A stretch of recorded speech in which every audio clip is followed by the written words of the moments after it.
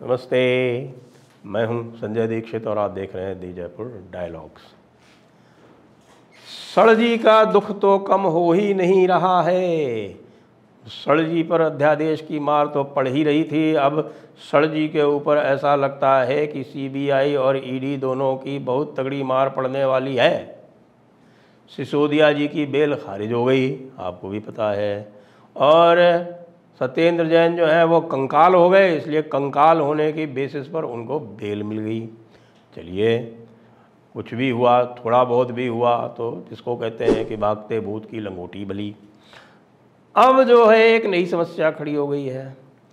पहले जो सीबीआई का केस था एक्साइज पॉलिसी वाला कि किस प्रकार से एक्साइज पॉलिसी का एक फर्जी तरीके से एक्साइज पॉलिसी लागू की गई दूसरों को लाभ देने के लिए, वो जो केस चल रहा था उसमें सिसोदिया जी के प्राइवेट सेक्रेटरी दिनेश अरोड़ा जो थे वो बन गए थे क्या,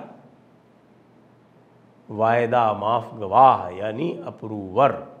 तो अप्रूवर जब बन गया, जो आप में क्राइम का पार्टनर है वो जब अप्रूवर बन गया, उसी से सारी सिसोदिया जी की जो समस्याएं हैं वो बढ़ी हैं। वैसे तो मुझे लगता है सिसोदिया जी को स्वयं अप्रूवर बन जाना चाहिए, वो बच जाएंगे, उनको माफ़ी मिल जाएगी। फंसेगा कौन? सड़जी।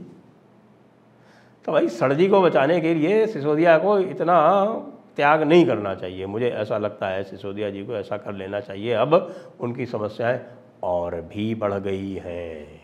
वो कैसे बढ़ गई हैं कि अब जो वो ईडी वाला केस है, जो आरंभ में कह रहे थे कि भाई 100 करोड़ का जो है वो लेन देन हुआ है, विजय नायर को जो साउथ ग्रुप है वहाँ से 100 करोड़ रुपए मिले हैं। ये है आ गया, बयानों में भी आ गया, सब कुछ आ गया। तो पता चला कि जो वो ग्रुप था, जो साउथ ग्रुप था, जिसने कॉन्ट्रैक्ट लेने के लिए इनको 100 करोड़ रुपए दिए थे, जिसको अब कहा जा रहा है कि वो 100 करोड़ रुपए ना होके 600 करोड़ से ऊपर का मामला है, वो निकल रहा है धीरे धीरे धीरे धीरे। जो वो पूरे के पूरी जो चठिया है वो बाहर आ रही है। तो अब वो मामला 600 करोड़ से ऊपर का हो गया है। और उसमें जो लोग हैं वो कौन हैं? वो हैं एक तो एमपी साहब हैं ओंगोल के, ओंगोल आंध्र प्रदेश में, मोंगुंडा श्रीनिवासलू रेड्डी और उनके बेटे। एक तो ये है। दूसरा उसका जो है वो है औरबिंदो फार्मा। और तीसरा जो उसका लेग है वो है कविता के, कविता यानी कि केसीआर जी की सुपुत्री। अब इसमें से भैया जो अरविंदो फार्मा है उसके जो पी शरत रेड्डी हैं, जो उसके डायरेक्टर हैं, वो बन गए हैं अप्रूवर। अब आप सोचिए कि अब ये कितना बड़ा मामला होने वाला है। जब पैसे देने वाला स्वयं अप्रूवर बन गया, उसको वायदा माफ गवाही वाले देने के लिए माफ़ी भी मिल गई, उसको पार्डन दे दिया कोर्ट ने, और वो अब अप्रूवर बन के सारे भेद खोल रहा है। और फंस रहे हैं इसमें सिसोदिया जी और विजय नायर जो है वो सड़जी के खास आदमी हैं। लेकिन अभी जो उनका लिंक इस्टेब्लिश किया जा रहा है वो मनीष सिसोदिया से किया जा रहा है। के कविता का रोल अब बिल्कुल स्पष्ट हो गया। आपको ध्यान है कि के कविता को बुलाकर ईडी पूछताछ कर चुकी है, और उस समय के कविता ने अपना जो रोल था वो पूरी तरह से डिनाई किया था। लेकिन कब तक डिनाई करेंगे, क्योंकि पी शरत रेड्डी तो अब इसमें बन गया भैया वायदा माफ गवाह अप्रूवर। अब सड़जी का क्या होगा, देखने वाली बात यह है कि सड़जी तो मुझे लग रहा है कोई इनकी शनि की 7.5 का कोई ऐसा पीरियड चल रहा है कि समस्याएं पे समस्याएं बढ़ती चली जा रही हैं। ये समस्या थी, पहले बड़े खुश हुए थे बीच में कि साहब सुप्रीम कोर्ट का उनके ऊपर डिसीजन आ गया उनके फेवर में, उसके बाद फिर आ गया अध्यादेश। अब अध्यादेश को लेके सड़जी की चिंताएं इतनी अधिक हैं क्योंकि अध्यादेश के आते ही उन्होंने जो भी उनके लिए नौकरशाह या जो भी अधिकारी वर्ग था जो कुछ समस्याएं उत्पन्न कर रहा था, पहले जो ईमानदार लोग थे वही तो समस्या उत्पन्न करेंगे। तो वो जो ईमानदार अधिकारी वर्ग था उसको, उसके पीछे वो लाठी डंडा लुटिया डोर ले के पड़ गए। लेकिन वो चला मुश्किल से 4-5 दिन, उसके बाद ये अध्यादेश आ गया, पता चला कि वही सारे लोग जो हैं वो वापस आ गए। बीच में किस्सा ये भी आ गया कि वो शीश महल वाला मामला चल रहा था। शीश महल की फाइलें जिसके पास थी उसको आपने ट्रांसफ़र कर दिया विजिलेंस वाले को, और विजिलेंस वाले को वापस लगा दिया गया वहीं पर। अब पूरा का पूरा जो अधिकारी वर्ग है दिल्ली का, वह हमारे सड़ जी के विरोध में खड़ा हुआ है, क्योंकि सड़ जी ने उनको बेवजह बिना किसी कारण के प्रताड़ित करने का प्रयास किया। अच्छा, वो सड़ जी से कोई चिंतित भी नहीं है, क्योंकि सड़ जी उनके काडर एडमिनिस्ट्रेटर नहीं है। देखिए, दिल्ली जो है उसका जो काडर है, पहले ये हुआ करता था पूरी तरह से यूटी काडर।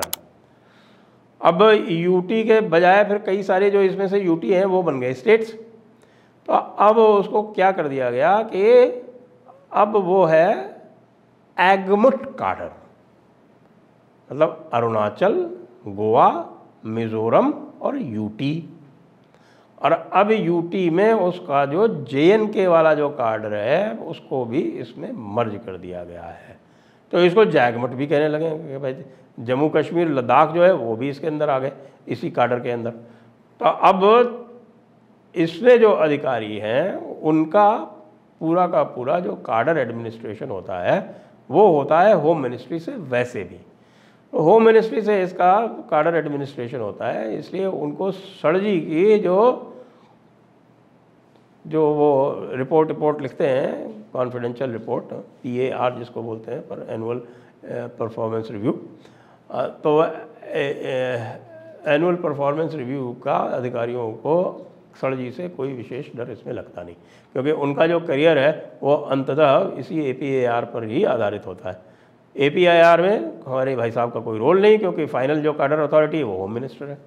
तो इसलिए उनको होम मिनिस्टर को राजी रखना अधिक आवश्यक है, बजाय कि केजरीवाल जी को। तो केजरीवाल जी जो है वो अब तो ट्रांसफ़र पोस्टिंग्स भी नहीं कर सकते, पहले भी ट्रांसफ़र पोस्टिंग्स LG ही करता था। तो भाई एक बात जान लें आप ब्यूरोक्रेसी की, ब्यूरोक्रेसी केवल उसी के लॉयल होती है जो उसके लिए कुछ कर सकता है, उसके करियर के लिए कुछ कर सकता है, उसकी पोस्टिंग के लिए कुछ कर सकता है, उसी की लॉयल होती है ब्यूरोक्रेसी। तो भाई सड़ जी की लॉयल्टी तो हो नहीं सकती थी। सड़ जी ने 5 दिन के लिए अपने पास अधिकार लिए थे, वो चले गए। अब सड़ जी की पूरी जो योजना है वो ये है कि इसको किसी तरह से राज्यसभा में गिरवा दिया जाए, क्योंकि सुप्रीम कोर्ट क्या करेगा उसके बारे में तो कुछ कह नहीं सकते, क्योंकि जो कॉन्स्टिट्यूशन है, जो कॉन्स्टिट्यूशन अमेंडमेंट हुआ था उसमें स्वयं में लिखा हुआ है कि ये लॉ बना सकती है केंद्र सरकार। और जो जजमेंट आया था सुप्रीम कोर्ट का उसमें भी ये स्पष्ट रूप से लिखा था कि चूंकि इसमें किसी प्रकार का कोई और केंद्रीय कानून नहीं है, इसलिए इसको आपको स्टेट को देना पड़ेगा। अब केंद्रीय कानून आ गया तो अब क्या करोगे? राज्यसभा में इसको गिरवाओगे। राज्यसभा में गिरवाने के लिए आप क्या करोगे? आप कांग्रेस की चिरौरी कर रहे हो, कांग्रेस आपके मजे ले रही है। कांग्रेस आपसे क्या कहने वाली है मैं आपको बताता हूँ, क्योंकि कांग्रेस का आजकल का रोल बड़ा क्लियर हो रहा है। उनको जो है पता है कि भाई अब वो ये कहेंगे कि केजरीवाल जी आप जो है दिल्ली में हमको 5 सीटें दो लोकसभा में, क्योंकि लोकसभा में आपकी कोई प्रेजेंस नहीं है। आप 2 सीटें खुद लड़ो, 5 सीटें हमको लड़ने दो, और हमारे सामने खड़े मत करो कैंडिडेट। और उसके बाद आप जो है वो राजस्थान में भी ज़्यादा उठापटक मत करो, MP में भी ज़्यादा उठापटक मत करो, हमारे वोट मत काटो, गुजरात की तरह तमाशा मत करो। अब केजरीवाल जी क्या करेंगे? केजरीवाल का जो लॉन्ग टर्म प्लान है वो तो दूसरा ही है। उनका लॉन्ग टर्म प्लान तो ये है कि वो सभी जगह कांग्रेस को रिप्लेस करके नंबर 2 पर आ जाए, जहाँ जहाँ वो और BJP, कांग्रेस और BJP आमने सामने। अब इस प्लान में तो भाई केजरीवाल जी ये भारी समस्या आ गई आपकी, क्योंकि ये जो मामला ED वाला और जो CBI वाला है ना, ये तो अब ऐसा आपको फंसा रहा है चारों तरफ से, आप पूरी तरह से ऐसे जकड़े जा रहे हो इसमें जैसे कोई अजगर आपके चारों तरफ पाश डाल ले और आपको उस पाश में लेके और जकड़ना शुरू कर दे और जकड़ते जकड़ते आपका दम निकाल दे। तो अब वो स्थिति आने वाली है जब आप हाँफ रहे हो, आपका दम अब निकलने वाला है। समस्या तो गंभीर है सर जी। आप क्या करोगे मैं नहीं जानता। अब आप क्या करोगे?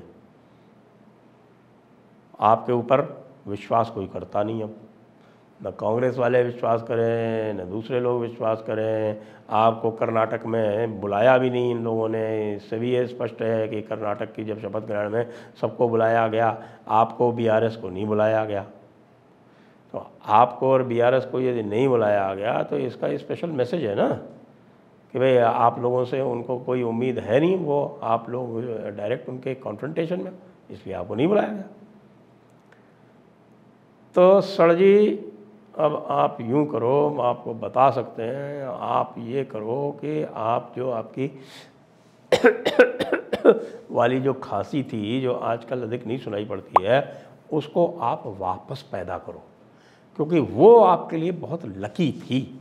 और मैं साहित्य वाहित विचार के, कुंडली वुंडली विचार के बिल्कुल पंडिताई करके और आपको बता रहा हूँ कि जब तक आप वापस उस तरह से खांसना नहीं शुरू करोगे सर जी, तब तक आपका कुछ नहीं हो सकता। और कहीं ऐसा ना हो कि सिसोदिया जी की तरह आपको उन्हें कंपनी देने वहीं जाना पड़े जहाँ सिसोदिया जी हैं।